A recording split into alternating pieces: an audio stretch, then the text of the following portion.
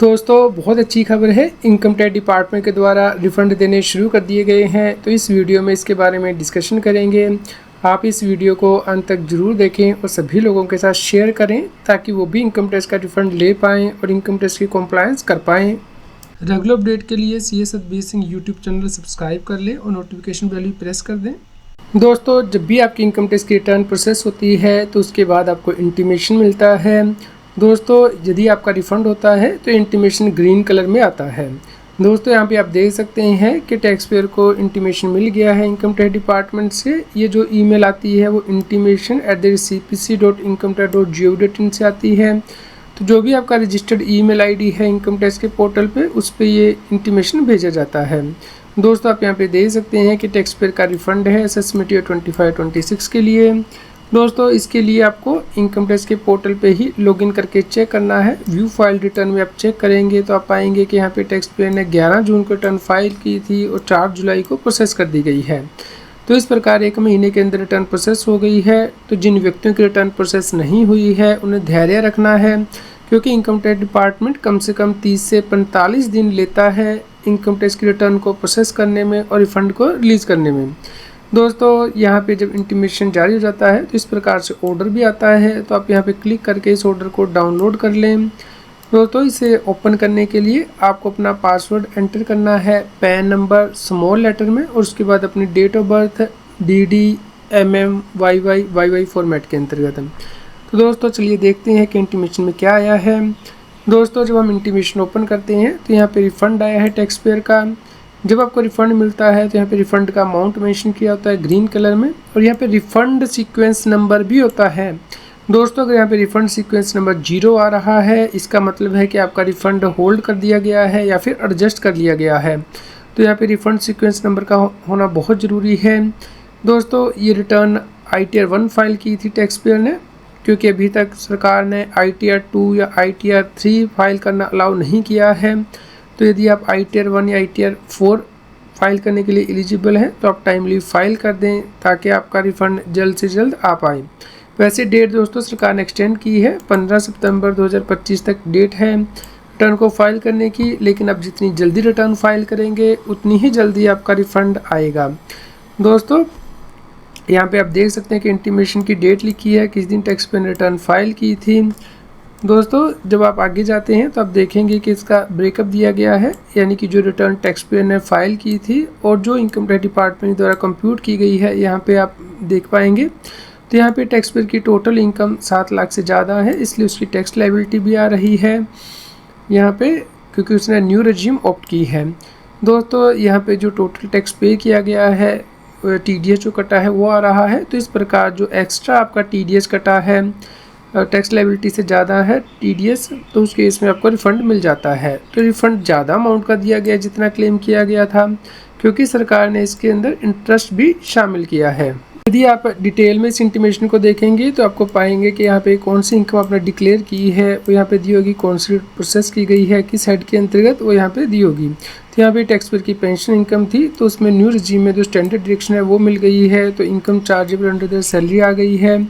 इसके अलावा tax payer की अदर सोर्स से इनकम थी, जैसे कि सेविंग बैंक का इंटरेस्ट था, FD से इंटरेस्ट इनकम थी, उसे इनकम टैक्स का रिफंड मिला था जिस पे कि इंटरेस्ट था। तो ये सभी इनकम जब हमने ऐड की तो 7 लाख से ज़्यादा हो गई थी। तो दोस्तों अगर इनकम 7 लाख से ज़्यादा हो जाती है तो आपको मार्जिन लीफ मिलता है। तो आप यहाँ पे देख सकते हैं सेक्शन 87A के अंतर्गत जो मार्जिन लीफ है वो दिया गया है और उसके बाद टैक्स पेयर का जो टैक्स है वो आ गया है। तो दोस्तों क्योंकि यहाँ पे TDS ज़्यादा कटा हुआ था और आपका टैक्स कम बन रहा है तो इस केस में आप इनकम टैक्स का रिफ़ंड क्लेम कर सकते हैं। इसके अलावा क्योंकि सरकार ने रिटर्न को प्रोसेस करने में डिले किया है तो अब इंटरेस्ट भी सरकार दे रही है। यदि आपकी जो रिफ़ंड है वो 10% टैक्स लायबिलिटी से ज़्यादा हो जाता है तो उस केस में इंटरेस्ट भी दिया जाता है। तो दोस्तों यदि आपका कोई आउटस्टैंडिंग डिमांड है तो उस केस में आपका रिफ़ंड होल्ड कर लिया जाता है। इस बात का आपको ध्यान रखना है, यहाँ पे ही मेंशन किया होगा इंटीमेशन में कि आपका जो रिफ़ंड है उसे एडजस्ट कर लिया गया है। दोस्तों रिफ़ंड के कुछ रूल हैं जिन्हें कि आपको ध्यान में रखना है। सबसे पहले तो आपको इंश्योर करना है कि आपका वैलिडेटेड बैंक अकाउंट हो इनकम टैक्स के पोर्टल पे, जिसका कि रिफ़ंड ऑटोमेटिकली आपके बैंक अकाउंट में आ जाता है।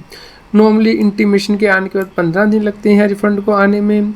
आप अपना रिफ़ंड स्टेटस ऑनलाइन ट्रैक कर सकते हैं कि ये जो इंटीमेशन आया है इसके बाद रिफ़ंड आया है नहीं आपके अकाउंट में। तो इसे हम आगे डिस्कस करेंगे। अगर आपका रिफ़ंड नहीं आता है तो आप यहाँ पे हेल्प डेस्क नंबर दिया गया SBI का, उस पर कॉन्टैक्ट करेंगे UTRN नंबर के साथ, जो कि आप इनकम टैक्स के पोर्टल से ही चेक करेंगे। दोस्तों, अगर आपको लगता है कि इनकम टैक्स के इंटीमेशन में कोई गलती है तो आप रेक्टिफिकेशन फाइल कर सकते हैं। दोस्तों, आप रिफ़ंड का स्टेटस ट्रैक कर सकते हैं इनकम टैक्स के पोर्टल पर सबसे टैब में जाके नो योर रिफ़ंड स्टेटस के अंतर्गत। तो यहाँ पे आप असेसमेंट ईयर 25-26 चूज़ करेंगे। तो इस प्रकार आप देख पाएंगे कि टैक्स पेयर का रिफ़ंड अभी बैंक में नहीं आया है, रिफ़ंड बैंकर को भेज दिया गया है। तो दोस्तों, जैसे ही रिफ़ंड बैंक में आ जाएगा तो उसमें यहाँ पे स्टेटस चेंज हो जाएगा कि आपका जो रिफ़ंड है वो आपके बैंक अकाउंट में क्रेडिट कर दिया गया है। तो नॉर्मली 15 दिन के अंदर जो है इंटीमेशन के ये रिफ़ंड आपके बैंक में आ जाता है। दोस्तों, आपको इंश्योर करना है कि आप इनकम टैक्स के पोर्टल पे लॉगिन करके सबसे में जाके ई फाइल में जाके इनकम टैक्स रिटर्न में जाके व्यू फाइल रिटर्न पे चेक कर लें कि आपका कोई रिफ़ंड बनता है या नहीं। अगर आपको कोई रिफ़ंड या फिर डिमांड नहीं बनती है तो इस प्रकार से स्टेटस आएगा कि आपकी रिटर्न प्रोसेस हो गई है, लेकिन उसमें कोई रिफ़ंड या डिमांड नहीं है। दोस्तों, अगर आपकी कोई आउटस्टैंडिंग डिमांड होगी तो उस केस में रिफ़ंड रिलीज़ नहीं किया जाता। पेंडिंग एक्शन में जाके आपको रिस्पॉन्स टू आउटस्टैंडिंग डिमांड में चेक करना है कि कहीं आपकी कोई आउटस्टैंडिंग डिमांड तो नहीं है। और दोस्तों, आपका रिफ़ंड आ सके इसके लिए आपको सबसे टैब में जाके टैक्स क्रेडिट मिसमैच पे प्रेस करना है और चेक करना है कि आपने जो TDS का रिफ़ंड क्लेम किया है और जो 26 ईयर्स में TDS आ रहा है वो मैच कर रहा है या नहीं। यदि ये मैच नहीं कर रहा होगा तो आपका पूरा रिफ़ंड रिलीज़ नहीं किया जाता है, प्रोपोर्शनेट ही किया जाता है। और दोस्तों, अगर आपका रिफ़ंड फेल हो जाता है तो आपको सबसे टाइम में जाके रिफ़ंड रीइशू पे जाके रिफ़ंड को रीइशू करवाना है। पहले इंश्योर कर लेना है कि आपका बैंक अकाउंट वैलिडेटेड हो। इसके लिए आपको डैशबोर्ड में जाना है, यहाँ पे अपडेट पे प्रेस करना है बैंक अकाउंट के सामने। तो आपको इंश्योर करना है कि आपके जो बैंक अकाउंट है यहाँ पे वैलिडेटेड हो और दूसरा वो एलिजिबल हो रिफ़ंड के लिए। और यहाँ पे आप नॉमिनेट कर सकते हैं बैंक अकाउंट को रिफ़ंड के लिए। तो दोस्तों, अगर आपके एक से ज़्यादा बैंक अकाउंट वैलिडेटेड हैं तो किसी भी वैलिडेटेड बैंक अकाउंट में आपका रिफ़ंड रिलीज़ कर दिया जाता है। दोस्तों, इनकम टैक्स का रिफ़ंड लेने के लिए आपको इंश्योर करना है कि आपका पैन नंबर आधार से लिंक हो। इसके अलावा दोस्तों, रिफ़ंड तभी मिलता है जब आप ITR फाइल करते हैं। तो 31 दिसंबर तक आपके लिए लास्ट डेट है रिफ़ंड लेने के लिए और ITR फाइल करने के लिए। उसके बाद अगर आप रिटर्न फाइल करना चाहते हैं तो आपको पहले अप्रूवल लेनी पड़ती है इनकम टैक्स ऑफिस से, तो ही आप रिटर्न फाइल कर सकते हैं और रिफ़ंड ले सकते हैं। तो दोस्तों, आप इंश्योर करें कि टाइमली अपने रिटर्न फाइल करें। कई बार ऐसा भी होता है कि इनकम टैक्स के अंतर्गत जो इनकम है वो टैक्सेबल नहीं होती है, लेकिन फिर भी आपका TDS कटा होता है। तो आप इंश्योर करें कि आप उसका रिफ़ंड ले लें रिटर्न फाइल करके। यदि आपकी इनकम टैक्सेबल नहीं है तो भी रिटर्न फाइल करने ज़रूरी है ताकि आप इनकम टैक्स का रिफ़ंड ले पाएँ। दोस्तों, इसी प्रकार के रेगुलर अपडेट के लिए आप हमारे YouTube चैनल CS बेसिंग के साथ साथ WhatsApp चैनल को भी सब्सक्राइब कर लें।